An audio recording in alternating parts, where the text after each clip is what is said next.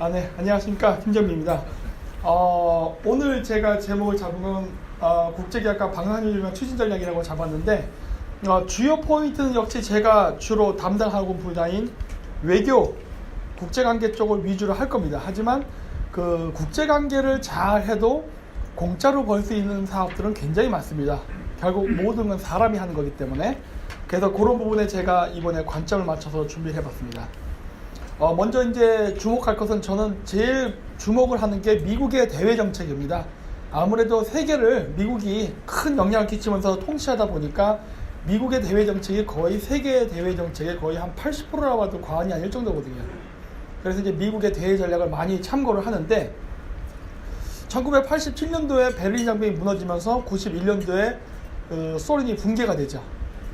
그랬는데 우리가 보통 생각하는 게 소련이 붕괴되면은 우리가 다 서로 화합해서 행복하고 이렇게 뭐 과거 공산진영 국가들과 잘 이게 살 수 있을 것이다 라고 생각을 했지만 현실적으로는 그렇지 못했습니다.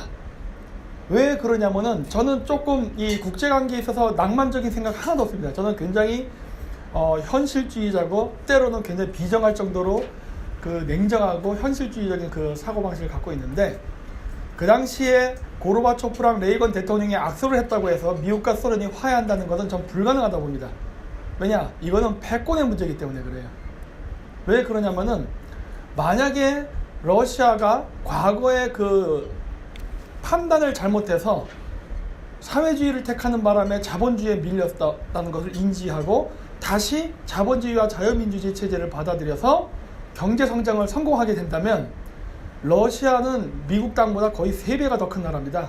위치도 유라시아 대륙에 붙어있는 아프리카까지 붙어있는 굉장히 지리적으로 유리한 위치에 있는 나라인데 이런 나라가 미국보다 앞설 거 아닙니까? 그러면 미국이 왜 러시아가 잘 되는 거를 도와줘야 될 이유가 어디에 있겠습니까? 저는 그렇게 봐요. 그렇기 때문에 오히려 소련의 해체는 미국이 과거 소련이 지배했던 영역을 자신들이 확장해서 장악함으로써 미국의 패권을 공고히 하는 게 더 좋은 거겠죠. 그래야 정확하게 자신들이 원하는 대로 세계 질서가 움직일 테니까. 이게 제가 바라보는 냉전 이후의 세계 분쟁의 패턴입니다. 여기 보시면은 나와 있는 모든 이 냉전의 연도를 보시면요, 매년 전쟁 났어요. 매년 단 한 번도 우리 쉬어본 적이 없습니다. 이렇게. 근데 이렇게 이름만 봐가지고는 조금 힘들어요. 제가 여기 빈 공간에 전쟁이라 써놓은 거는 전쟁이 안 났다는 게 아니라 그 전쟁이 연결돼서 계속 진행형이기 때문에 제가 이렇게 빨간색으로 표시하는 겁니다. 즉 2016년, 2017년 지금도 전쟁은 있답니다. 자, 근데 그냥 연도로 보지 말고요, 이걸 지도에다 하나하나 점을 찍어 보면은 어떤 패턴이라는 걸 발견하게 돼요. 이게 무엇이냐면은 1991년도 소련 붕괴 이후서부터 2000년 초반까지 발생한 많은 전쟁들, 국제 분쟁들을 비교해 보면요, 이렇게 동유럽, 중동에 분포하고 있습니다. 왜 냉전 이후에 우리가 어떻게 보면은 공산진영이 붕괴됐기 때문에 우리가 더 화합이 될 거라고 생각했던 시대인데 오히려 분쟁이 증가했는데 그 증가한 분쟁의 위치와 패턴을 잘 보면 무엇을 알 수 있냐면 바로 거기가 구소련의 영향권이었던 걸 알 수 있어요. 즉 동유럽, 중동 저 지역은 친소 정권이 있었던 지역입니다. 따라서 91년도 소련이 붕괴되면서 소련을 정신적 지지를 했던 국가들이 소련이라는 그 어떻게 보면 강력한 그 후원국이 해체가 되자 바로 그 빈틈을 미국이 차고 올라왔다고 보는 거예요. 실질적으로 저 지역에서는 많은 혁명도 있었고 내전도 있었고 전쟁 뭐 기타 등등 많은 일이 발생했는데 어쨌든 그 과정을 통해서 민주화가 이루어지죠. 그러면서 다 친서방화 돼갑니다. 따라서 이러한 현상이 발생한 것은 바로 미국이 이 기회를 놓치지 않고 정확하게 동유럽까지 그리고 중동의 많은 지역을 장악함으로써 국제 유가를 안정화시키고 그 다음에 동유럽의 많은 국가들을 자신의 편으로 만들므로써 서유럽, 독일이라던가 프랑스라든가 영국 같은 서방 유럽 국가들, 우방국들이 안전하게 할 수 있도록 큰 두꺼운 그 어떤 장벽을 만든 전략이라는 걸 알 수가 있어요. 그래서 저는 미국이 그런 그 대전략 차원에서 이렇게 이 지역에 많은 일을 했다고 봅니다. 물론 시간 관계상 제가 더 일은 진행 안 하겠지만 이때 당시에 저는 많은 돈들이 일본을 통해서 들어왔다고 저는 보고 있어요. 그러니까 그 당시에 미국의 제1 우선순위 정책은 바로 유럽과 중동이었습니다. 소련 붕괴 이후에는 바로 소련이 장악했던 지역을 미국이 확장하는 그 과정에 있었기 때문에, 따라서 주요 관심 포인트는 동유럽과 중동이었어요. 하지만 저 당시에도 미국을 위협하는 세력이 있었습니다. 그게 바로 일본입니다. 하지만 일본이랑은 같은 자유민주주의 국가이기 때문에 어떤 물리적 충돌은 하지만 금융전쟁이 있었죠.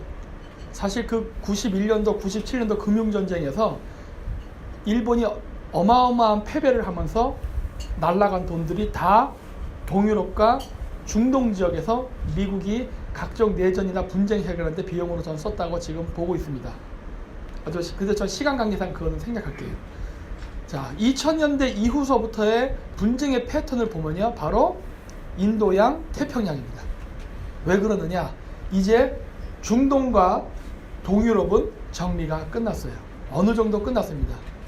러시아는 이번에 우크라이나 사태 때문에 경제가 붕괴되다시피 해서 더 이상 미국하고 경쟁을 할 수 있는 상태의 국가가 아닙니다. 이제는 중국의 남하를 저지하기 위한 미국의 군사 전략, 대외 전략이 시작된 거죠. 그래서 이번에 트럼프 대통령이 왔을 때도 인도 태평양 방어선이라는 이런 얘기를 했던 이유가 바로 중국의 남하 정책을 막기 위한 일환이라는 걸 알 수 있어요. 여기서부터 우리가 주목을 해야 되는 겁니다. 방산업체분들은. 왜냐? 앞으로 동남아시아가 블루오션이 된다는 게 보이는 거예요. 이게 왜냐면 무기는 결국 전쟁 때문에 쓰이는 도구인데 우리나라에서 가까운 지역에서 전쟁이 난다면은 꽤 어떻게 보면은 뭐 우리 입장에서는 좋을 수 있는 거죠. 근데 문제는 우리가 현재 그러한 외교적인 움직임이 이런 국제 정세에 따라가지 못한다는 게 안타까울 뿐입니다. 현재로서는 제가 봤을 때. 그 부분 제가 나중에 다시 좀 더 첨가해서 말씀을 드리겠습니다. 근데 중요한 것은 이 지역에서 일어나는 각종 분쟁의 패턴들을 보면요, 이 분쟁의 패턴은 바로 실크로드 저지를 위한 전략이라는 게 보인다는 거예요. 과거 91년도부터 2000년대 초반까지에서의 그 미국의 대외 전략, 동유럽, 중동, 그 다음에 현재 있는 인도 태평양 방어선에서 일어나는 각종 분쟁은 중국의 1대1를 정확히 공격하고 있습니다. 따라서 일본의 1대1로는 그렇게 쉽게 이루어지지 않을 것이라고 저는 생각하는데, 사실 제 사견으로는 100% 실패합니다. 거기에는 많은 데이터 자료와 제가 갖고 있는 증빙할 수 있는 것들이 있는데, 뭐 여하튼 간에 그걸 떠나서 제가 여기서 짧게 말씀드릴 수 있는, 우리는 절대 1대1로에 참여하면 안 됩니다. 참여하게 되면은 어마어마한 보복을 받게 될 수가 있어요. 참여한다고 했잖아요. 그래서 제가 아까도 얘기했지만 굉장히 우려가 된다는 이야기를 하는 겁니다. 왜? 이 패권 국가는, 저는 미국을 패권 국가라고 생각합니다. 뭐 제가 미국을 좋아하고 이런 것과 상관없이 미국은 패권 국가라고 생각해요. 그리고 역사상 패권 국가는 늘 존재했습니다. 징기스칸의 몽골 제국, 대영 제국, 무굴 제국, 청나라 다 패권 국가예요. 하지만 미국식 패권은 그 전의 패권보다는 굉장히 부드럽지요. 그래서 우리가 보통 소프트 파워라고 하는데, 그러한 소프트 파워 국가라 하더라도 절대 양보하지 않는 세 가지 요소가 있습니다. 첫째, 무역 항로. 두 번째, 원자재 무역. 세 번째, 기축통화입니다. 이거 세 개만 안 건드리면 절대 패권 국가랑 싸울 일이 없어요. 우리나라가 미국 시장에다가 현대자동차를 70%를 팔아도 상관없습니다. 미국은 용인해 줄 수 있어요. 우리나라가 애플 핸드폰을 무너뜨리고 삼성 갤럭시 폰이 미국 시장을 100% 점령해도 미국은 상관 안 합니다. 왜? 주식을 또 장악하고 있잖아요. 60% 70%씩. 어차피 그걸 통해서 자기네들도 이익 지분이 들어오기 때문에 상관하지 않아요. 하지만 한국이 1%, 단 2%의 자급자족 자원 루트를 개발하려 한다면 그때는 가만히 안 있습니다. 왜? 미국은 이 패권 질서를 유지하기 위해서 많은 군사비를 쓰기 때문이죠. 이 세상을 덕으로 다스리는 거 아니지 않습니까? 그건 그 옛날 중국이나 이런 데서 나오는 그 도덕경에 나오는 환상 같은 이야기고, 이 세상의 질서는 강력한 힘이거든요.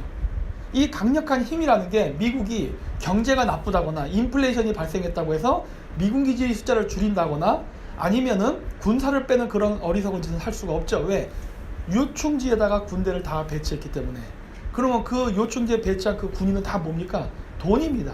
그러면 그 돈이 유출이 되는데 그 어마어마한 비용을 예를 들어서 우리가 일반 스마트폰이나 삼성자동차처럼 현대자동차처럼 막 올해 매출이 30% 올랐으니까 뭐 하고 뭐 내년에는 30% 매출 감소하니까 뭐 군대를 줄이고 이럴 수 없는 거죠. 항상 배치를 해야 되는 거 아닙니까? 바로 고정 수입이 필요한 거예요. 그렇기 때문에 패권 국가가 되면 가장 먼저 장악하는 게 바로 고정 수입이 될 수 있는 무역 항로, 원자재 거래, 그다음 기초 통화를 가져가는 거예요. 따라서 이거 세 개는 절대 건드리면 안 되는 겁니다. 이것만 안 건드리면 돼요. 그 다음부터 우리가 아무거나 자유롭게 무역해도 전혀 상관없습니다. 우리나라가 이 포인트를 아직도 이해를 못하고 있어요. 왜 AIB를 제가 하면 안 된다는 이유가 바로 무역 항로를 건드리고 원자재를 건드리기 때문에 그런 거예요. 그러면은 큰일 납니다. 물론 여기에는 또 거래를 또 위에나로 한다는 얘기까지 나오니까 세 개 다 건드리는 거예요. 이거 세 개 다 건드리면은 매우 위험해집니다. 왜? 역사상, 근대 역사상 이 세 가지 중에 단 한 가지라도 건드린 정권은 다 몰락했어요. 그래서 우리가 조심해야 된다는 겁니다. 자, 그래서 중국이 이런 식으로 1대1로를 개발하는 데는 다 이유가 있습니다. 그것이 무엇이냐면은 바로 중국은 한국, 일본과 똑같이 바다를 통해서 수출과 수입의 거의 80%를 이쪽에 바닷길에 의존을 하고 있어요. 근데 이 바닷길에는 미국의 해군기지와 공군기지가 엄청나게 많습니다. 그리고 미국의 우방국인 한국, 일본, 오키나와 기지, 대만, 싱가포르 등등 어마어마하게 많기 때문에 나중에 미국과 관계가 나빠졌을 경우 바닷길을 통해서 수출과 수입을 한다는 것은 상상을 할 수가 없어요. 그렇기 때문에 중국이 그렇게 일대일로 개발에 올인을 했던 겁니다. 그래서 그 초창기에 중국이 개발했던 게 바로 중러 군사동맹을 통한 시베리아 개발이었어요. 근데 제가 여기다 게임 이론을 이용해서 점수를 좀 써놨는데 단기적으로는 러시아랑 교류가 가능하지만 장기적으로 추세를 가면요 절대로 러시아랑 한편이 될 수 없습니다. 왜? 러시아는 중국이 자기보다 커지는 걸 원치 않기 때문에 이미 그러한 적색 신호는 나오고 있어요. 따라서 중국도 그걸 알기 때문에 중국의 1대1로 정책을 보면요 러시아 쪽을 가지 않습니다. 중앙아시아를 거쳐서 중동으로 가지. 왜? 나중에 러시아랑 관계가 나빠질 거를 대비하고 있죠. 그래서 결국 중국이 택할 수 있는 것은 바로 카자흐스탄을 통과하는 것밖에 없어요.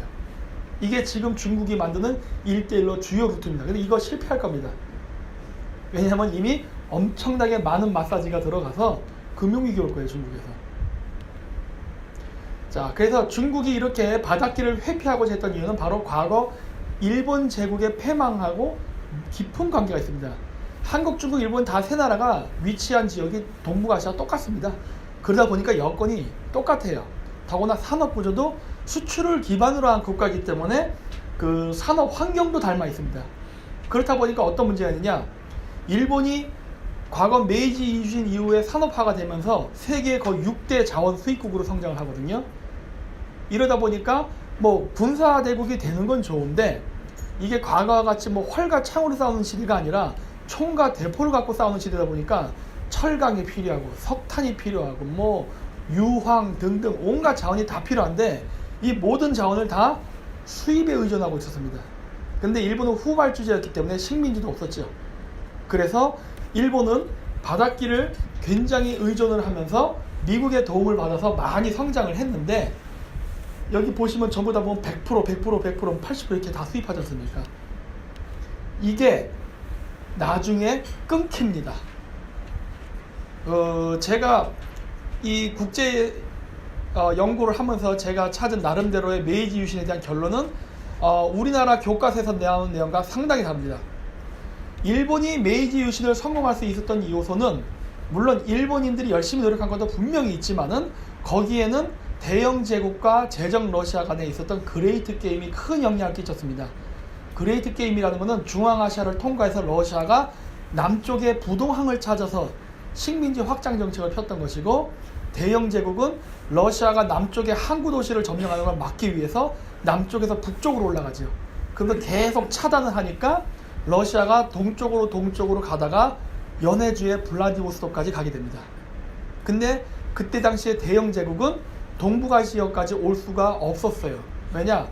너무 많은 식민지를 개척하다 보니까 그 지역에 군인, 군사비, 물자 이런 걸 투입하는데 엄청난 부담이 컸기 때문에 동북아시아로 내려오는 러시아를 막을 수가 없었습니다. 그래서 택한 게 바로 일본의 근대화였어요. 그리고 조선의 근대화도 포함이 되어 있었죠. 하지만 우리나라는 끝까지 그거를 저항해서 물리쳐냈고 일본은 항복을 하고 순순히 받아들이죠. 그 결과가 바로 우리나라가 식민지가 되는 첫 단추가 됩니다.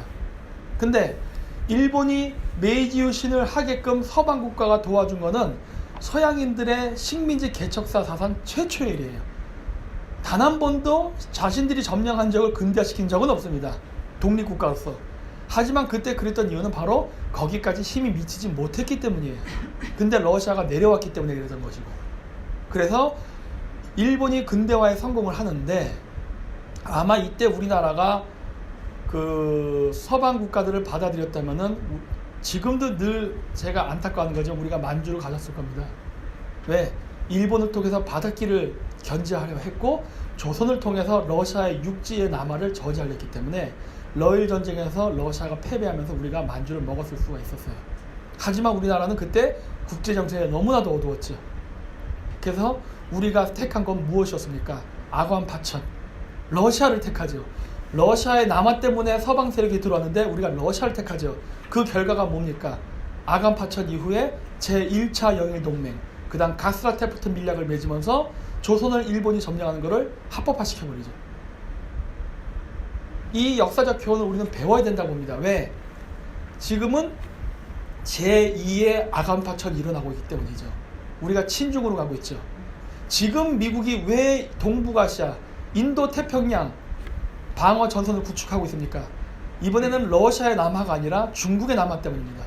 그리고 이번에는 대영 제국이 아니라 미국이 그거를 북진을 하면서 막는 지금 시대적 상황이 있어요. 근데 우리는 지금 어디에 붙었죠? 중국. 제2의 아간파천이죠. 그러면 어떤 일이 발생할 것 같습니까? 미국하고 영국은 다시 일본이랑 군사동맹을 맺을 겁니다. 실질적으로 그렇게 했죠. 다음 수순이 뭐라고 보십니까? 굉장히 위험한 외교를 있죠, 지금 우리나라가. 아직도 희망은 있습니다. 아직도 희망은 있는데 제가 이런 이야기를 한 이유가 뭐냐면 일본이 그렇게 영국과 미국의 협조하에 잘 나가다가 망하게 되는데 그 망하게 된 이유가 바로 중일전쟁 때문입니다. 일본의 메이지 유신의 성공은 일본을 키워서 러시아의 남하를 막기 위해서 한 거였지 일본 보고 청나라 땅을 점령하고 식민지 확장하는 게 아니었어요. 너희들은 저 추운 지방에 올라가서 러시아 애들하고 싸워. 러시아가 아시아 지역에 신경을 못 쓸 때 우리가 청나라를 잡아먹을게. 이게 전략이었는데 일본이 러시아랑 싸워보니까 너무 힘들거든요. 그러니까 어떻게 한 거예요? 야, 우리도 쉽게 청나라 이거 바보 같은 나라니까 이런 나라 점령해서 식민지 확장하고 소비시장 확장해가지고 부국강병을 이루자 이런 생각을 했던 거예요. 그거를 하고자 했던 게 이토 히로부미였고 바로 러일 평화 조약을 맺으려 했죠. 그러다 하얼빈에서 안중근 세계에 암살을 당하죠. 그러니까 일본은 이미 그때 당시에 중일 전쟁을 하면서 삑사리가 난다고요. 그러면서 어떻게 됩니까?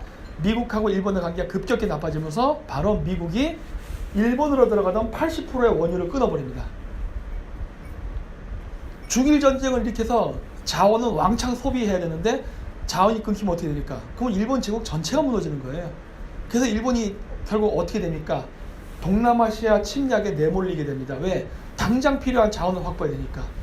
근데 저기는 영국하고 프랑스의 식민지예요. 그러니까 어떻게 돼요? 영일동맹 깨진 거죠. 미일동맹 깨지고.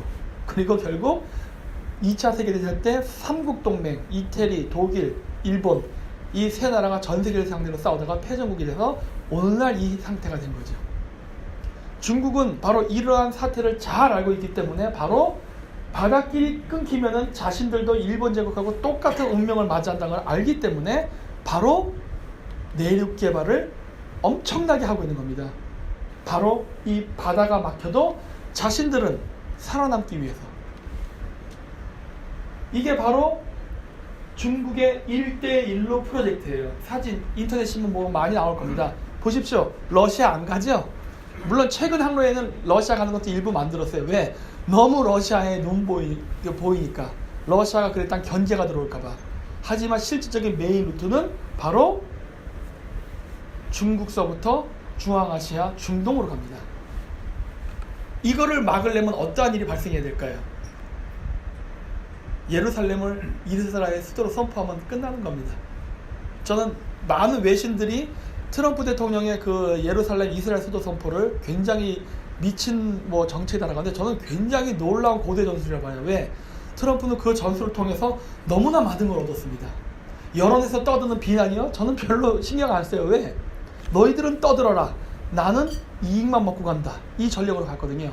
무엇이냐? 첫째, 사우디아라비아는 이 당시에 왕위 계승 문제에 있어가지고 미국에게 빚이 많습니다. 왜? 반대파 왕자들을 미국의 용병들이 다 제거해줬잖아요. 그래서 자기가 원하는 왕자가 차기 왕이 되도록 그 왕위 질서를 다 잡아줬습니다. 근데 그럼 사우디아라비아가 내부적인 피란 정권 투쟁을 통해서 새로운 정권을 만들게 된다면 국민들에게서 지지율이 떨어지겠죠. 근데 국민 지지율 높이는데 제일 좋은 게 뭡니까? 경제 성장입니다. 사우디아라비아 같은 나라 경제 성장하려면 뭐가 필요하죠? 유가 인상이에요. 이것도 제가 과거 뉴스타운이나 이런 데서 했던 강의에서 다 나왔던 내용입니다. 사실 제 거 보신 분들은 아실 거예요. 기름값 올라간다. 실질적으로 올라가고 있죠. 그것도 67불까지만. 왜? 80불 이상은 안 올려줍니다. 80불 이상을 올리게 되면 러시아가 살아나요. 사우디아라비아가 살아날 수 있게끔만 올려준 거예요. 사우디아라비아 손익분기점이 배럴당 60불이거든요. 67불 딱 해서 사우디아라비아만 살게 해주고 러시아는 여전히 적자가 나게끔 선을 묶어놨죠. 만약에 국제유가가 80불까지 올라간다. 그러면 그거는 러시아와 미국이 한편이 됐다는 신호입니다. 어쨌든 간에 그렇게 되는데 여기 보시면은 1대1로는요. 친미 국가 혹은 반중 국가를 통과해서 가야 됩니다. 여기를 과연 갈 수 있을까요? 저는 불가능하다고 보는데 더구나 중국이 갖고 있는 핵은요. 그게 미국에 비교가 됩니까? 실크로드는 어떻습니까? 예루살렘 수도 선포 때문에 난리가 났죠. 중동이 난리가 나서 레바논, 이란 지금 엄청난 지금 문제가 발생해서 혁명도 일어나고 또 우리나라 저 바닷가 어저께 보니까 이란배 하나 또 불났더군요. 지진 나고 난리가 났죠. 이런데 1대1로가 뚫릴 거라고 생각하십니까? 우리나라 1대1로에 투자하게 되면 그 돈은 돌아오지 않습니다. 다 날려갈 거예요. 왜? 그 해당 제3세계의 1대1로 프로젝트 기업들이 곧 부도가 날 거니까. 이런 식으로 분쟁이 확산돼서 이번에 파키스탄하고 미국이 또 붙었죠? 파키스탄 여기 보면은 과다르라는 항구가 있습니다. 과다르로서부터 해서 티벳으로 하는 하이웨이 고속도로가 있어요. 중국으로 최단 거리, 즉 두바이에서 파키스탄 과다르까지는 굉장히 가까워요. 한 1000km? 그 정도 되는데, 그 정도 될 거 아니에요. 저 정도 거리만 살짝 가면은 이 삥 돌아서 말라카 해협을 통과하지 않고 바로 원유를 수송할 수 있거든요. 거기서 분쟁이 났습니다. 앞으로 중국이 파키스탄을 통해서 원유를 수입하는 게 가능할 것 같습니까? 이 국제 분쟁은 잘 봐야 됩니다. 요즘 최근에 일어나는 국제 분쟁은 그 나라에서 독재, 인권 이런 거가 근본적인 문제 아닙니다. 제가 봤을 때 이거는 미국과 중국 간의 패권 전쟁이고 중국의 독자적인 에너지 루트 개발을 저지하는 미국의 대응 전략이라고 저는 봐요. 다 차단되고 있어요. 이거 외에도 금융전쟁에서도 중국이 다 졌어요. 그걸 한 시간에 다 설명할 수 없기 때문에 제가 설명 못하지만은 중국은 지금 단 한 개도 이긴 게 없습니다. 그래서 우리가 중국 쪽에 줄을 섰다가 패중국이 되면은 중국이 우리는 같이 끌려가는 거예요. 우리 중국과 묶었던 연한계 줄을 지금 빨리 끊어야 됩니다. 지금이라도. 안 끊는다면은 같이 딸려갑니다. 이게 러시아의 선택이에요. 단기적으로는 러시아가 중국을 택할 수밖에 없어요. 왜? 러시아는요 미국하고 중국 둘 중에 하나밖에 선택을 못합니다. 왜? 둘이 서로 사이가 안 좋기 때문에. 근데 두 나라랑 교류할 때는요 장단점이 존재해요. 예를 들어서 미국이랑 교류를 하면은 경제 발전을 할 수 있는데 내정 간섭이 들어오고, 예일친 때 그랬죠. 중국이랑 거래를 하게 되면은 경제 발전은 하는데 중국의 불법 이민자들이 들어옵니다. 장단점이 있어요. 단기적으로는 러시아가 중국을 선택합니다. 왜? 중국이 과거에는 러시아보다 세지 않았거든요. 그러니까 비록 불법 이민이 있다 하더라도 어느 정도 감수하면서 경제 개발을 위해서 중국의 석유를 팔아먹으면서 중러 군사 동맹을 유지할 수가 있죠. 하지만 중국이 러시아보다 더 경제적으로나 군사적으로 커지게 되면은 그때는 중국이랑 같이 할 필요가 없죠. 미국이랑 같이 가야죠. 왜? 미국은 중국을 견제하려 하니까. 러시아가 자기 손에 피 안 묻히고 중국을 견제할 수 있다면 러시아는 뭐 어떻습니까? 하면 되지. 러시아가 할 수 있는 건 뭐예요? 중립이에요. 중립 자체가 중국한테는 사망선고거든요. 이게 안 갈 거라고 보는 거예요. 요거 조만간이랍니다. 이게 일어나는 신호는 국제유가 80불 오를 때입니다.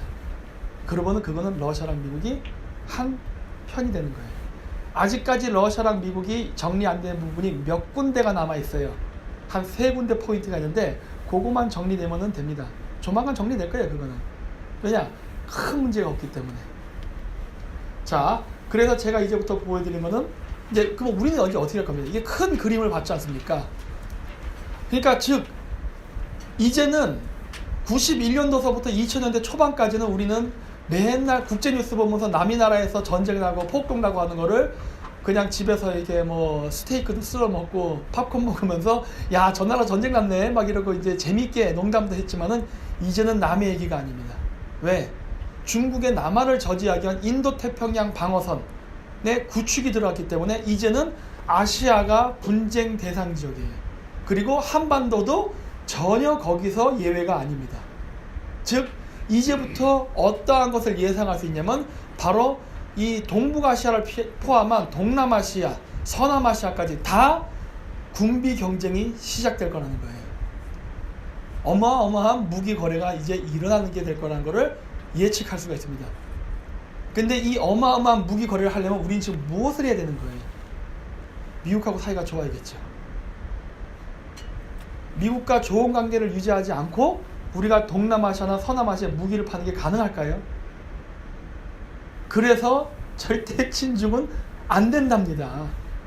실크로드 프로젝트에서도 안 되는 거고 금융에서도 안 되고 우리 무기나 제조업 체계를 발전시키는 데는 하나도 도움이 안 된다예요. 굳이 관광객을 받기 위해서 중국하고 좋은 관계를 유지한다? 야, 이거는 국가의 백년지기를 망치는 거죠. 자, 그 중에 이제 우리가 포인트로 봐야 될 나라는 미얀마랑 베트남입니다. 지금 최근 미얀마가 또 친중으로 돌아서는 바람에 조금 말썽을 피우고 있는데 제가 봤을 때 그거는 정리가 될 거라고 봅니다. 파키스탄 정리되면 다음은 미얀마 정리될 거라고 봐요. 그건 어렵지 않아요, 미얀마는. 그런데 이 베트남과 미얀마의 무기 체계를 보시면요, 제가 노란색을 칠했죠? 구소련권 무기가 압도적입니다. 모든 분야에서 육해공군 다 그래요. 심지어 조그만 소총서부터 비행기 배까지 그거는 어쩔 수 없었습니다. 왜? 이 지역이 공산국가였기 때문에 당연할 수밖에 없었어요. 하지만 그 외에도 다른 나라 무기들이 많이 있습니다. 보시면 뭐 프랑스, 미국, 스페인, 체코, 이스라엘 뭐 등등 여러 나라의 무기 체계가 같이 막 혼재돼서 섞여 있는데 여러분 그거 아실 겁니다. 이 무기 체계는 과거와 같이 그냥 단순하게 총을 쏘는 게 아니라 오늘날은 전자장비가 같이 움직이기 때문에요. 호환성이 좋아야 됩니다. 그렇죠? 앞으로는 무기 체계를 하나로 가져가야지 여러 나라 건 막 동시에 쓰기가 어려워져요. 그래서 지금 동북아시아 지역의 여태까지는 이 아시아 지역이 큰 분쟁 지역이 아니었기 때문에 이렇게 여러 가지 잡담 무기들이 지지부진하게 마구 들어와 있었지만 앞으로 인도태평양 방어선이 미국에 의해서 강화되고 본격적인 군비 경쟁이 시작되면요, 무기 표준은 하나로 맞출 수밖에 없는 상황이 발생합니다. 즉 여기서 누가 표준을 잡느냐에 따라서 그 나라의 독점적인 시장을 가져가는 게 열리게 되는 거예요. 이번에 그게 올해부터 시작입니다. 엄청난 로비가 들어가야 돼요. 사실 우리나라는 어느 쪽으로 로비를 해야 될까요? 미국 쪽입니다. 왠지 아세요? 우리가 독자적으로 동남아시아 시장 개발하는 건 굉장히 어려워요. 미국 쪽만 마사지가 잘 되면요, 동남아시아는 자동으로 해결됩니다. 그래서 그런 거예요. 왜 그러느냐면요, 지금 인도네시아에서 지금 그 중국의 무기를 많이 구입하려고 하는데 그거를 절대 좌시하면 안 됩니다. 왜? 중국이 동남아시아에다가 중국의 무기를 파는 거는요, 단순히 돈을 버는 것 그 이상의 다른 전략이 있습니다. 자, 이게 바로 중국이 얘기하는 제1도련선과 제2도련선이에요. 이 제1도련선, 제2도련선 안에 중국제 무기를 팔려고 하는 겁니다. 여기 안에 들어가는 국가들에게. 왜 그렇습니까? 일단 무기를 팔아서 돈을 버는 이점도 있어요. 또 한 가지, 중국 무기를 산 나라가 중국과 싸울 수 있겠습니까?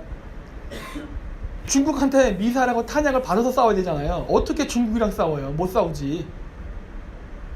무기 체계가 중국 체계로 바뀌는 순간 동남아시아는요, 친중화될 수밖에 없는 거예요. 자, 그러면 이걸 미국이 모를까요? 다 알겠죠. 이거를 막을 수 있는 대응 전략이 있어야 합니다. 이거를 하기 위해서 미국이 그러면 과연 여기다가 무기를 팔 수 있을까 하는 겁니다. 못 팝니다. 왜? 너무 가난해서 이 나라들. 이 나라는 사실 우리나라 무기가 제일 좋아요. 왜? 한국의 무기는 미국의 무기와 호환이 되기 때문에. 뭐 한국 T-50 비행기 산 다음에 거기다 F-22나 F-16 미사일 달면 되지요. 무기만, 비행기 우리 거 사고 좋은 미사일은 미제 사면 되잖아요. 서로 호환이 되기 때문에. 근데 이게 프랑스라든가 벨기에제가 되면 됩니까? 안 됩니다. 호환성이 떨어져요. 즉 미국의 인도태평양 방어선 전략을 구축하는 데에는 동남아시아 국가에 한국제 무기를 파는 것도 인도태평양 방어선 구축을 강화하는 데 큰 도움이 됩니다. 이거는 미국의 국익에 도움이 되는 거예요. 하지만 우리도 덩달아 도움이 될 수 있습니다. 그러니까 우리가 동맹국 관계를 공고해야 되는 이유는 여기에 되는 거예요. 그리고 한국하고 미국의 무기를 써야만 인도네시아라든가 기타 아세안, 동남아시아 국가들이 자국의 목소리를 낼 수 있게 되는 거예요. 왜? 무기를 중국에 의존하지 않기 때문에. 그리고 그 관계를 통해서 상호 경제교류 관계가 얽히기 때문에 중국 눈치 안 보게 되는 거예요. 그리고 이거를 우리가 왜 해야 되느냐? 싱가포르서부터 해가지고 저 남중국해, 대만, 오키나와 통과하는 이 우리나라도 이 길을 통해서 무역을, 수출과 수입을 하는데 여기가 친중국화되면 우리는 어떻게 합니까? 우리는 수출이나 수입이 자유로워지나요? 과거 우크라이나 사태처럼 중국이 한국이 마음에 안 든다고 사드 문제 이런 것처럼 야 바닷길 끊어 이렇게 되면 우리는 어떻게 하죠? 박살나는 거예요. 단순히 무기 시장을 양보하는 거 이거의 문제가 아니라 우리나라의 GDP 100%가 흔들리는 겁니다. 즉 우리의 목줄이 여기서 끊기는 거예요.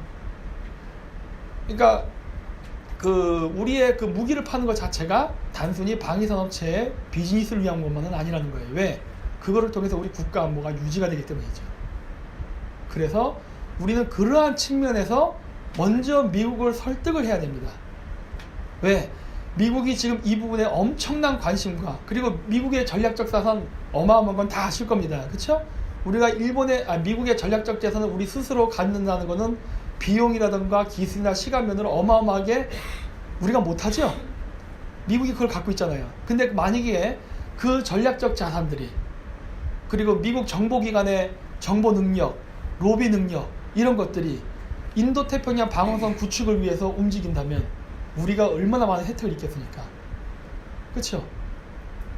우리가 거의 10%의 노력만 들여도 나머지 90%는 미국이 알아서 해준다니까요. 그래서 제가 자꾸 한미군사동맹을 자꾸 얘기하는 거예요. 왜? 우리는 동남아시아 바닷길이 끊기면 큰일 납니다. 그리고 이거를 막을 수 있는 최전선은 방위산업이에요. 여기다 우리의 무기를 심어야 됩니다. 앞으로 인도태평양 방어선에 있어서는 군비 경쟁에 한국 무기가 동남아시아 무기체계의 스탠다드가 되어야만 돼요. 그게 우리의 미래를 보장해 줍니다. 여기 보시면은 이렇게 이 주변 국가들, 이 아세안 국가들을 보면요, 전부 다 배들이 별로 없어요. 이런 상태로 동남아시아 국가들이 중국의 남중국해 점령을 막을 수 있겠습니까? 못 막아요. 아무리 중국 해군이 허접하다 하지만 여기보단 강하거든요. 그렇다면 우리가 한미 동맹을 강화한다면은 거제도에 있는 조선소로 움직여가지고 어마어마한 전투함들을 만들어서 이 지역에 공급할 수 있게 되거든요. 그렇기 때문에 가능하다는 거예요. 이게 결코 꿈 같은 이야기가 아닙니다. 왜? 이거는 아까 얘기했듯이 외교만 잘하면 돼요. 외교만. 나머지는 저절로 올라갑니다. 그래서 아까도 제가 얘기했죠. 강대국이 절대 양보하지 않는 건 해상지배력, 국제금융, 그 다음에 국제원자재입니다. 이거는 그 어느 누구에게도 양보하지 않아요. 따라서 우리는 이거 안 건드리면 돼요. 이거 안 건드리고 방위산업 개발하면 되고 반도체 만들면 되고 핸드폰 만들면 되는 거 아닙니까? 그거 갖고 우리가 지금 꽤 잘 먹고 잘 살지 않습니까? 굳이 안 건드려도 된다니까요. 왜? 왜 괜히 건드려갖고 중국처럼 이렇게 찍혀가지고 이렇게 골치 아픈 상황을 만드냐는 거예요. 우린 이러지 않아도 되잖아요.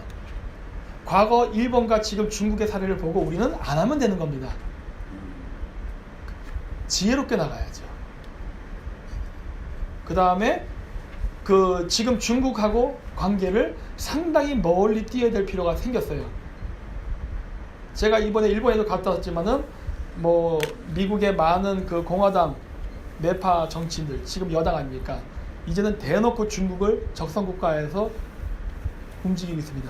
근데 우리가 중국이랑 가깝게 가면 어떻게 될까요? 우리도 스키다시로 끌려가겠죠. 위험해지는 거예요. 네. 중국이 제사상의 돼지머리가 됐는데 우리가 옆에 반찬으로 끌려갈 수는 없는 거 아닙니까? 우리도 돼지를 해체할 때 순대도 먹고 허파도 먹고 그래야죠. 왜 우리가 거기 같이 끌려가는 희생양이 돼야 되는 거예요? 그럴 이유가 전혀 없잖아요. 그래서 우리나라 무기가 싸기 때문이에요. 그리고 호환성 때문에 그렇습니다. 그러니까 동남아시아는 한국제 무기를 쓰고 하드웨어, 장갑차나 이런 것들, 그리고 총알이라든가 이런 것들은 미국 거 써도 돼요. 미국 또 신기한 거 많지 않습니까? 그리고 우리가 동남아시아를 독점해서 해야 되겠습니까? 그러면 또 문제 생기겠죠. 나눠 먹으면 되잖아요. 나눠 먹으면. 모든 비즈니스는 기브앤테이크 전략 아닙니까?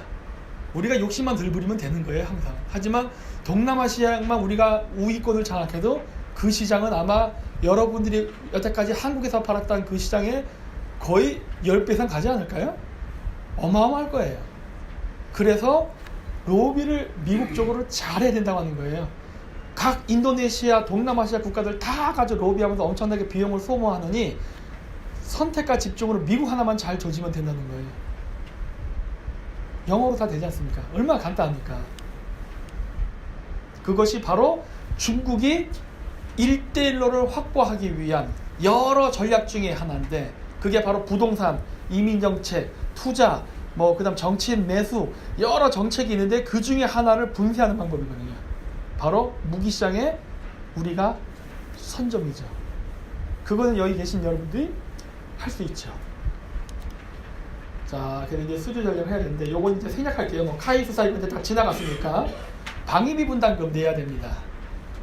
우리가 1조만 더 내주면 돼요. 1조. 2조인데 1조만 더 내면 돼요. 왜냐? 1조는 이미 우리가 내고 있어요. 50대 50으로 해서 우리가 2조 정도가 지금 주한미군 주둔비에 필요한데 1조만 더 내주면은 우리가 100% 분담이 가능합니다. 100% 우리가 대주는 거예요. 100% 대주는 거 이거 어렵잖아요. 1조 우리나라 이제 경제 수준에서는 푼돈입니다. 옛날 때 무상급식 얘기 나올 때도 그 몇 조였잖아요. 그 정도로 우리가 돈이 많아졌어요. 과거 50년대 한국이 아니잖아요. 1조에 1조. 겨우 1조입니다. 왜? 이번에 중국 가서 40조 퍼준다 그러잖아요. 그게 40분의 1이면 되는데 제가 왜 얘기한 줄 아십니까? 우리가 1조만 더 주면요. 미국은 몇 조를 절약할까예요. 우리가 방위비 분담금을 한국에서 100% 부담해서 즉 1조만 더 내줘가지고 100% 그러니까 1조를 우리가 비용 절감을 미국한테 해주게 되면은 미국은 토탈 몇 조의 군사비를 절감할 거예요. 1조일 것 같습니까? 아니기 때문에 그런 거예요. 지금 미군이 가장 많이 주둔한 데는 한국, 독일, 일본입니다.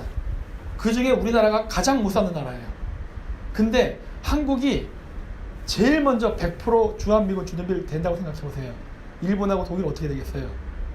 안 내고는 못 빼길걸요? 왜?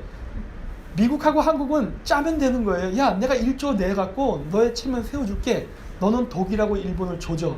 그래서 100% 방위 분담금을 받아내게끔 내가 뒤에서 도와주겠다. 다음 조건은 뭐예요? 동남아 시장을 나에게 열어다. 그러면 되잖아요. 동남아 시장을 내가 다 먹겠다는 것도 아니잖아요. 몸체는 내가 팔고 미사일은 너네 거 사기 해줄게. 오다 주면은 우린 무조건 너네 거 사는 걸로 이면계약 맺으면 되잖아. 이런 식으로 이면하면 되는 거 아닙니까 사실.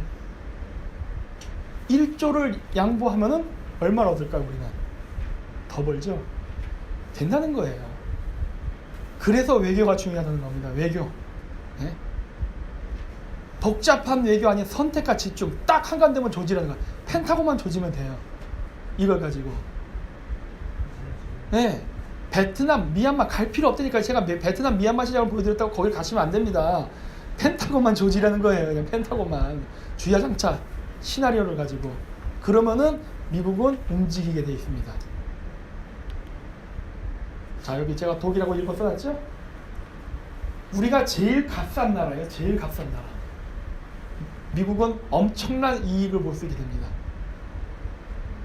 저 이익에서 우리가 몇 프로를 띵겨 먹는 거예요. 왜? 동남아 시장 우리한테 열어주면서 우리도 또 이익집을 또 나눠 먹는 거니까. 트럼프가 비즈니스 출신 아닙니까? 비즈니스맨. 오히려 트럼프 같은 사람이 이런 거 협상하기 더 편해요. 왜? 돈 갖고 얘기하는 거 좋아하는 사람한테 돈 얘기하니까 얼마나 얘기가 빨라요. 이게 정치인이면 얘기가 안 돼요. 답답하고. 왜? 후원금만 받아먹던 애들이라서 자기가 자수성가하거나 뼈 흘려서 피땀 흘려서 돈을 벌어보질 않았기 때문에 설명을 해서 이해를 못하지만은 사업가 출신이요 바로 알아듣습니다. 내가 지금 무슨 말을 하고 싶어 하는지를 눈빛만 봐도 착착 알아요. 아 그래 된단 말이에요. 그래서 이렇게 10조 투자 깜짝 선물 이런 거 안 해도 됩니다. 우리가 왜 돈을 퍼주는 외교를 합니까? 이 세상에 모든 돈을 줄 때는 전략적 목표가 있어야 돼요. 왜 꽁돈을 줍니까? 다 세금인데.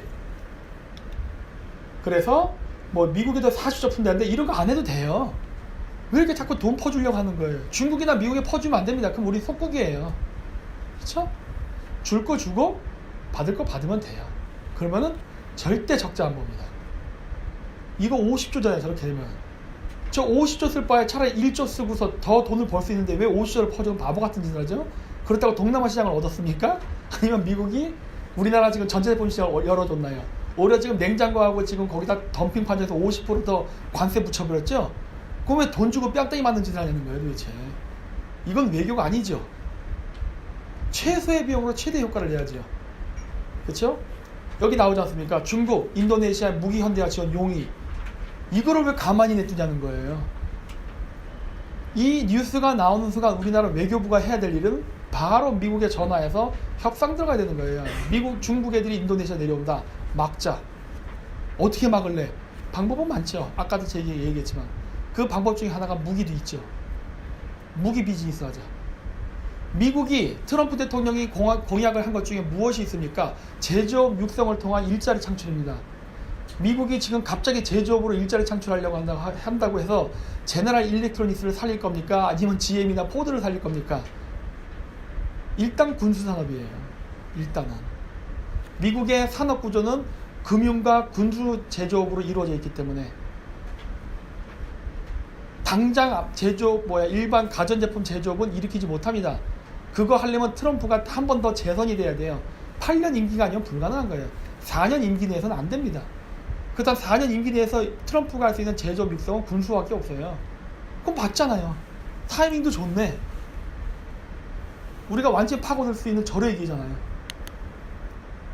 그리고 이제 4차 산업혁명이라는 게 나오는데 이 4차 산업혁명이 나온다는 얘기는 뭐냐면은 기계가 일을 대신하는 시대가 오는 겁니다.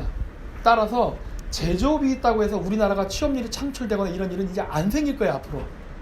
그렇기 때문에 지금 우리는 그 과도기에 있기 때문에 하지만 이제 저출산과 고령화로 가기 때문에 노동인구는 줄 겁니다. 어차피 노동인구가 줄기 때문에 4차 산업으로 간다 해도 큰 문제는 없을 거예요.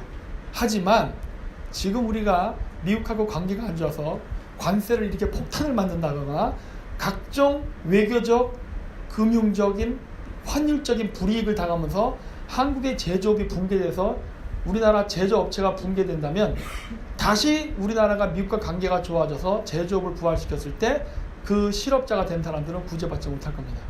따라서 지금 이 시스템을 지키면서 인구 감소에 맞춰서 서서히 4차 산업화를 이루어 나가야 우리가 아무런 사회적 동요가 없이 차기 미래 산업으로 이전하는 게 가능해져요. 왜냐하면 국가의 백년지대계를 보고 움직여야 되기 때문에 그렇습니다. 뭐 자동산업이 좋다고 해서 사람을 막 자르고서 자동할 수는 없는 거 아니에요. 우리 사람도 국민도 생각해야 되니까.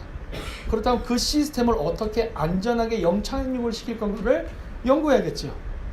거기서 제일 좋은 게 뭡니까? 군수산업이잖아요. 왜? 군수산업은요, 아까도 얘기했듯이 안정적인 수익이 보장된다고 했죠.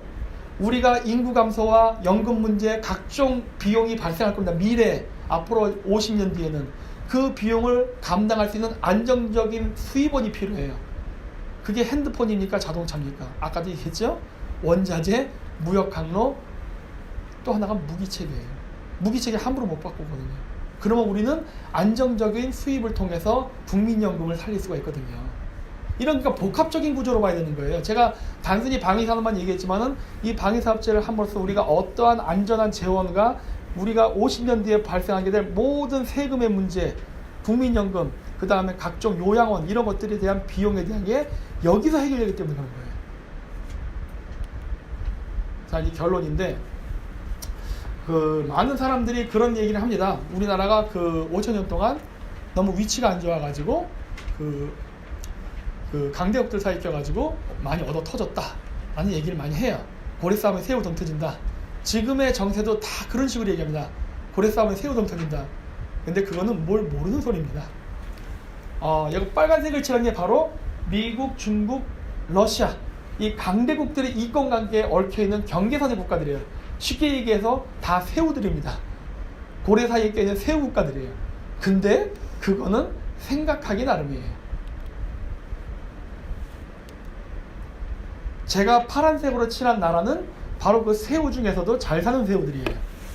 빨간색은 못 사는 새우들입니다. 그리고 주황색은 앞으로 어떻게 될지가 기로에 서 있는 국가들이에요. 이 얘기를 제가 왜 하느냐?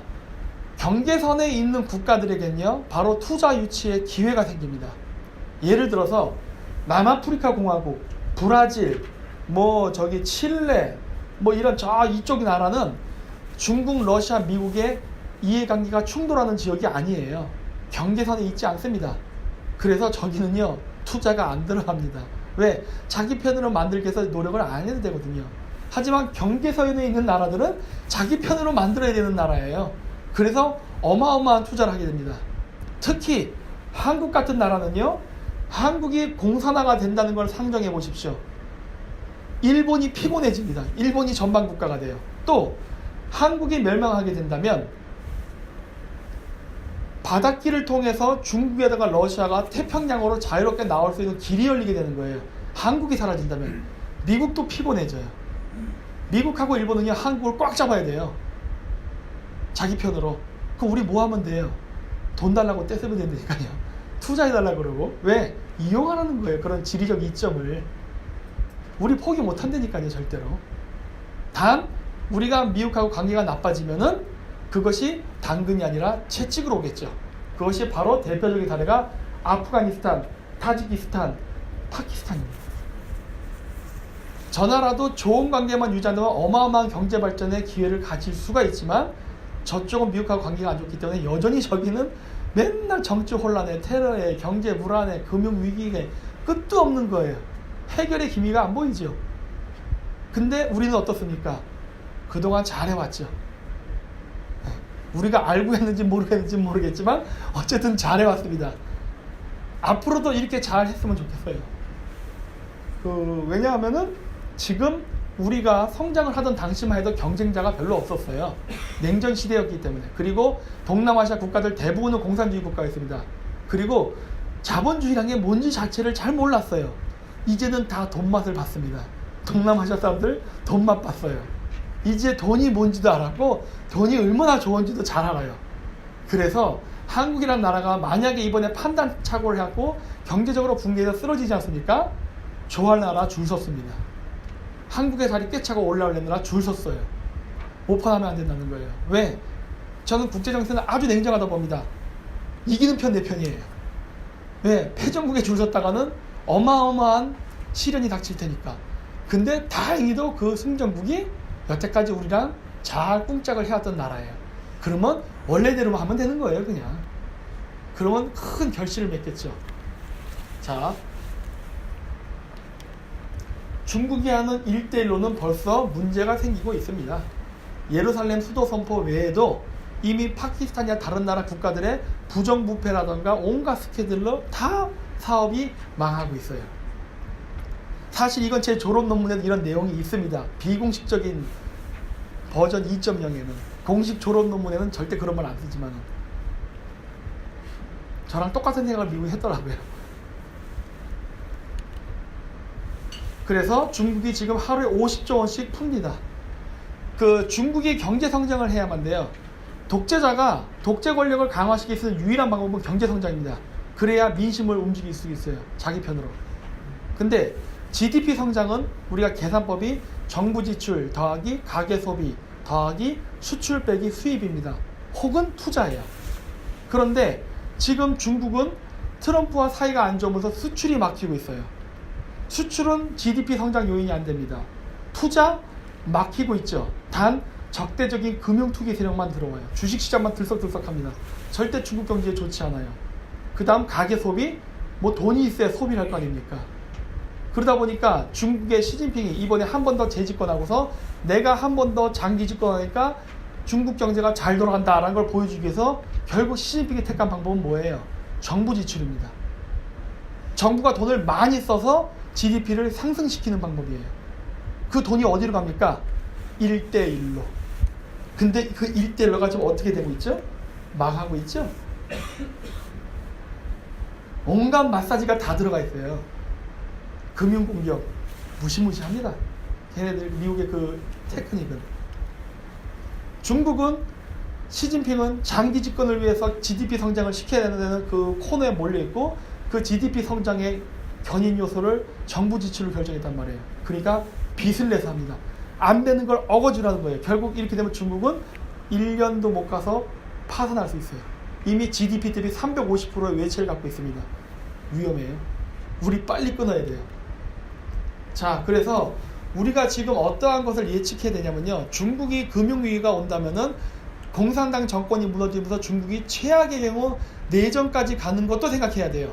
항상 모든 국가 안보 전략은요. 최악의 상황을 놓고 생각하는 겁니다. 최악의 상황. 이게 바로 최악의 상황이죠. 중국이 내전이 일어나건 아니면 중국이 미국이랑 남중국해에서 바다 영유권을 놓고 싸우건 뭐건 상관없이 그러한 사태가 진짜 발생하게 된다면 우리는 동남아시아를 통해서 수출과 수입을 할 수 있는 길이 막히게 됩니다. 아니면 위험해지게 돼요. 그건 선박 운송료나 보험료가 올라가면 우리나라 제품 단가가 올라가기 때문에 마진이 떨어져요. 이러면 사업 못하죠. 그럼 어떻게 해야 돼요? 해외 생산 공장을 판매지에 옮겨야겠죠. 예를 들어 인도 시장, 동남아 시장, 터키 이런 데서 만들어서 판매하는 방식으로.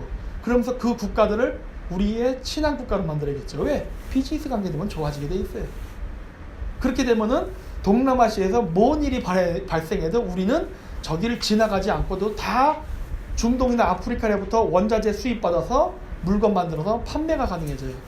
그러면 그 돈을 벌어서 동남아시아를 통과하지 않고 미국의 셰일가스나 남미의 각종 원자재를 사서 하와이를 경유해서 홋카이도를 통해 들어오면은 어떻게 중국이 저 지역에다 미사일 공격을 하겠습니까? 디젤 엔진을 가진 전투함들이 저기까지 못 나와요. 중간 급유지가 없어가지고. 그러면 우리는 아주 안전하게 동남아시아나 중국 내부에 전쟁이 나는 최악의 상황이 발생한다 하더라도 한국 경제는 흔들리지 않게 됩니다. 지금이라도 이거를 빨리 구축해야만 돼요. 사실. 그리고 그거는 기업들이 그렇게 움직여줘야 됩니다. 그래서 뭐 이런 거 평가하고 또 그 다음에 모사드는 국가안보 이 얘기는 제가 왜 하느냐, 결국 우리나라도 미국처럼요 정보기관이 비즈니스맨화 돼야 됩니다. 좀 더 거칠은 비즈니스맨이겠죠. 네? 이제는 돈을 보고 움직이는 시스템이 돼야만 됩니다. 왜? 우리는 자본주의 국가에 살기 때문에 아무리 공무원이라 하더라도 그냥 월급만 받는 게 아니라 드디어 그 국익을 어떻게 확장할 수 있는가, 이 부분에 대한 고려가 같이 움직여야 돼요. 이제는 정경유착이 돼야 된다는 말을 하는 겁니다. 긍정적인 의미에서의 정경유착이에요.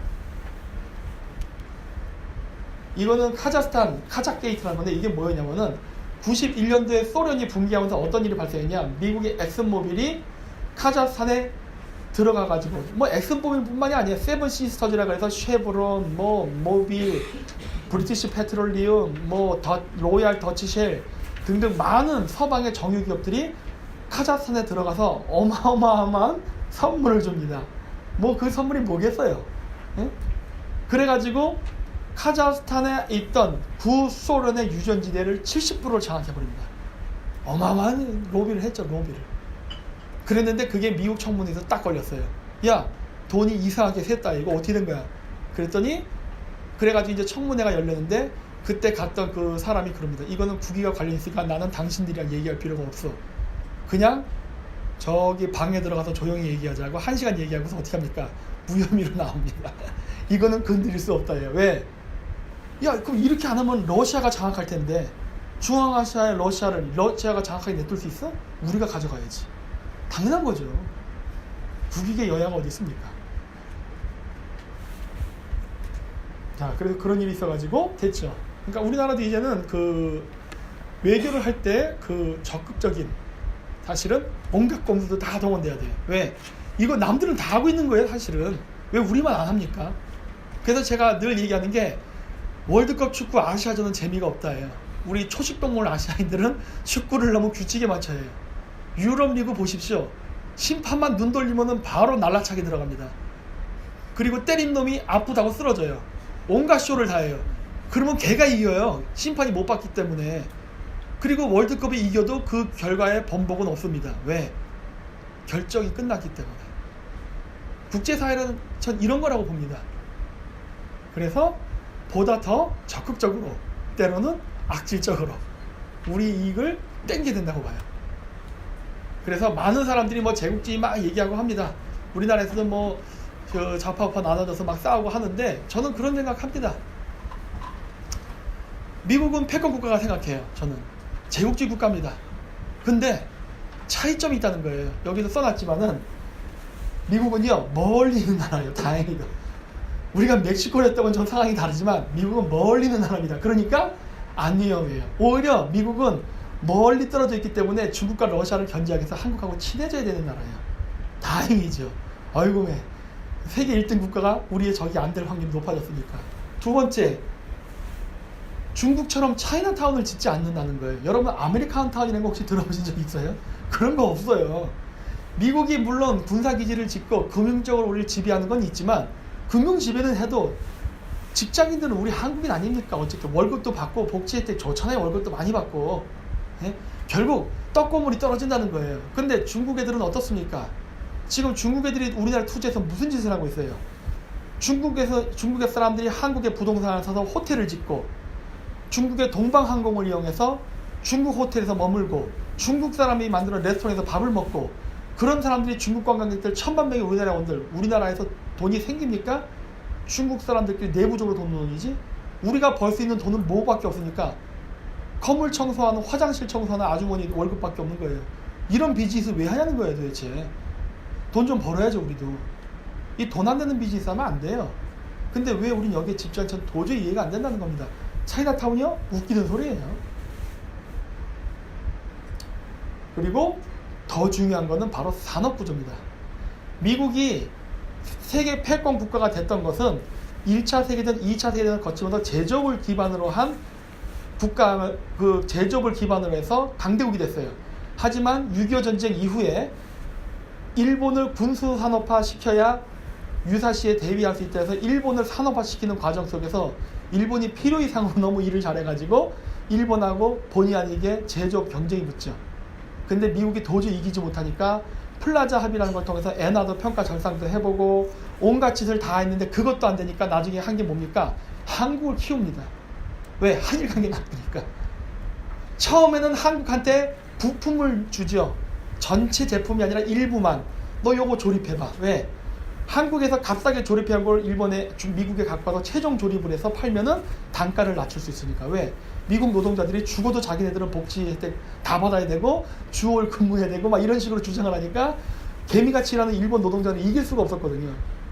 그래서 한국을 이용하죠. 근데 한국에서 해도 일본 애들이 더 노력을 하니까 결국 하나 둘 한국에 주다 보니까 어떻게 된 겁니까? 우리가 완제품을 만들게 되죠. 결국 미일 무역 전쟁이 한국을 키우게 되는 계기가 돼요. 그리고 나서 미국이 어떻게 합니까?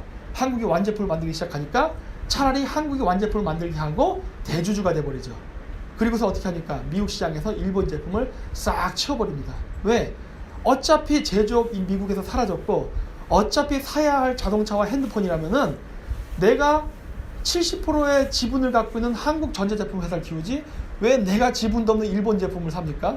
무슨 비즈니스를 그런 식으로 해요. 그래서 우리가 큰 거예요. 이게 얼마나 우리가 미국하고 긴밀한 관계를 가져야 되는 바로 이런 데서 나오는 거예요. 이게 지금 우리가 70년 동안 만들어 놓은 거예요. 이 연결고리를 끊고 중국하게 가겠다고요? 와, 이게 가능하냐는 거예요. 지금 이 엄청난 이 끈들 우린 이미 열리지가 됐습니다. 묶였어요. 두 개의 나무가 하나로 지금 붙어버렸다고요. 이걸 끊고 중국으로 간다는 건 상상도 할 수 없는 상황인데 그걸 굳이 하겠다는 난 그 저희를 모르겠다는 거예요. 그리고 바로 미국은 금융업과 군수산업이기 때문에 이제 한국하고는요 부딪히지 않습니다. 한국의 제조업 기반 산업과 일본이 엔화를 평가절하하면은 난리를 쳤어요. 지금 아베노믹스가 벌써 몇 년째 엔절을 해도 미국이 아무 말을 안 합니다. 왜? 이미 미국은 더 이상 그런 제조업을 하지 않기 때문이에요. 일본의 제조업이 엔절을 통해 수출을 증대시켜도 미국하고 부딪히지 않기 때문에 방관하는 겁니다. 왜? 그걸 통해서 중국 제품을 죽여버리기 위해서. 무역전쟁이죠. 사실 우리가 이때 미국하고 관계하면 좋다면 어마어마한 수출을 지금 늘릴 수 있지만 다 막혀있죠. 지금 오히려 관세까지 얻어맞고 있죠. 중국은요 수출 주도의 국가예요. 우리랑 똑같아요. 우린 중국이랑 같이 갈 수 없는 무역체계입니다. 우리가 중국하고 같은 무역 이 구조로 가기 때문에 한국하고 중국이 같이 간다 그러면요 과거 미국과 일본처럼 플라자 합의 이런 거 맞아요. 중국 애들이 한국 돈을 일방적으로 평가절상하고 이런 사태가 발생한다니까요. 왜? 중국 제품 더 팔아먹으려고. 근데 왜 우리가 중국하고 같이 가야 되냐는 거예요. 야, 안 맞잖아요. 여러 가지 면에서. 국가의 장기적 플랜에서 봤을 때. 따라서 우리나라가 방위산업체의 발전, 그 다음에 여러 국가 외교 전략, 그 다음 100년지기 대회를 봤을 때 우리가 왜 미국하고 공고한 관계를 맺어야 되며 여러분들이 동남아시아 진출을 할 때 왜 동남아시아를 가지 말고 미국을 먼저 가야 되는지는 바로 이러한 배경 때문에 제가 국제관계적 관점에서 설명해 드렸습니다. 네, 마치도록 하겠습니다.